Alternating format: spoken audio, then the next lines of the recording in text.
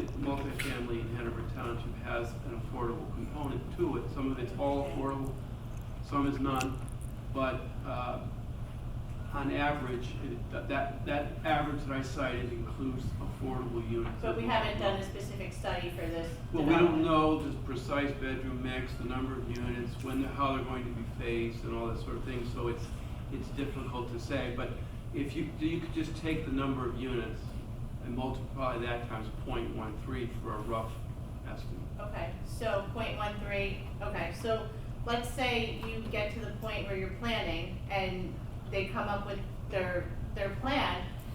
Do you agree on this pilot program prior to the plan, and you've seen all the studies and how many kids this is going to bring in? There will be a redevelopment agreement before any site plan, and that redevelopment agreement would cover a pilot before. So is the town? How the town spends the money is up to the town. But is the town considering the? I just want to be clear. I mean, I think that even if you're saying that it's going to be 200 kids, which I think it's going to be more than that, that's a whole school. Oh, wait, I don't think he's saying it's 200 kids. No. Well, you did. You said at the last meeting that No, you that estimated it wasn't- would be 200 kids. Now, I said that, and that wasn't for River Park.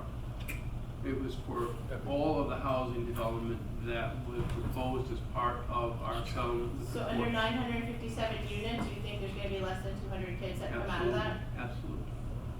Yeah. Okay. At that ratio, it's perfect math, about 130. Okay, so 130 is still almost a school. Over 12 grades, it comes out to about 11 children. You're assuming it's going to be over 12 grades. We're talking about what that 1.13 ratio was children going to both elementary, middle, and high school. I just want to make sure that the town council is keeping in mind that these schools are going to need additional funding to A, educate the additional amount of children that are coming in, and B, make any expansions necessary to fit these kids, whether it's in grammar school, middle school, or high school. And if you pilot out this entire program, the school does not, by law, have to get a penny of that. So I just want to make sure that you guys are considering this and considering the impact it has on my kids' education as well as my taxes. Because if the pilot isn't going to pay for these additional children, it's going to come out of my taxes. And I've still got 13 years of school for my kids. I still have kindergarten through 12th grade. I would like them to get the education that I paid for, buying into this town to get. And I just want to make sure, I feel very unsure.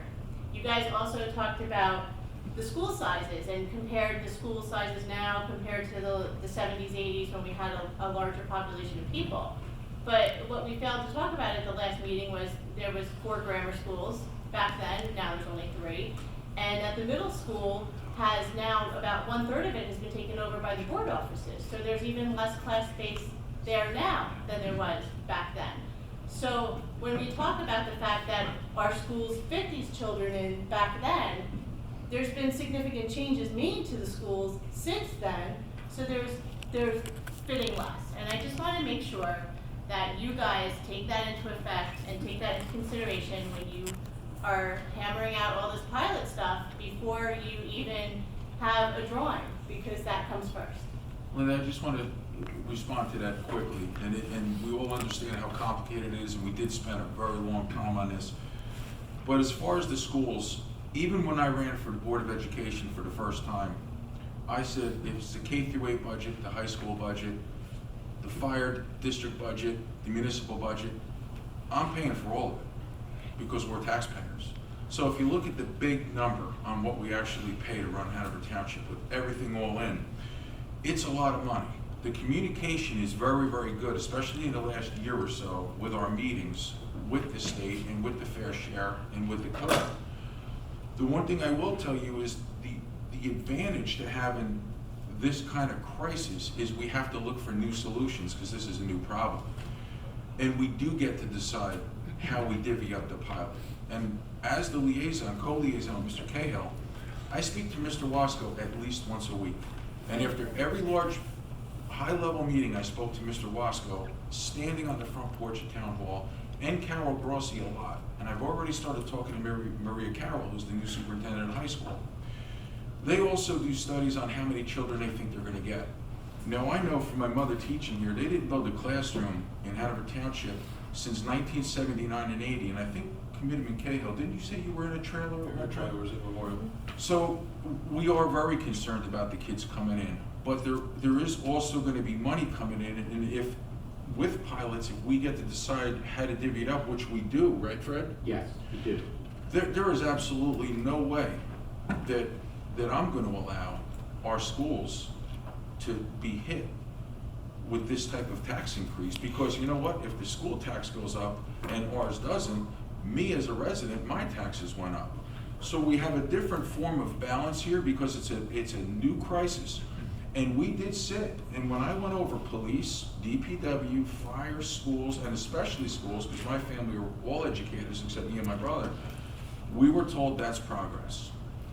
And the progress that is so wonderful to the state, it is a problem for us. No, I understand that, and I know it is what it is, we have to build the units, I'm past it, let's, build them and move on. I just wanna make sure that everybody in this room is on board with making sure, why Hanover Township is so great. Low taxes, great schools, right? That's why we all live here, that's why everybody who grew up here moves back. So let's just make sure that we're all on the same page, that we want that to continue. So But I guess just that's want like to the assure you, point. I mean, as Ace said, we both served on the Board of Education. Ace for 6 years, I believe, I was on for 9 years. The children and the education of our children in this town are a top priority to us. It always will be.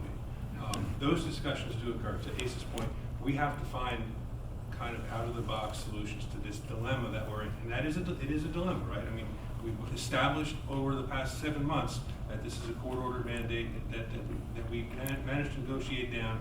It's going to bring about challenges and issues around all sorts of services, particularly education, but we're there. We completely are behind what goes on in education. We've been in those meetings, in those Board of Ed meetings, and we've seen, how they deal with these challenges and their concerns. So it's not going to be anything new to us, and it certainly is not anything that's going to be forgotten or by any means ignored.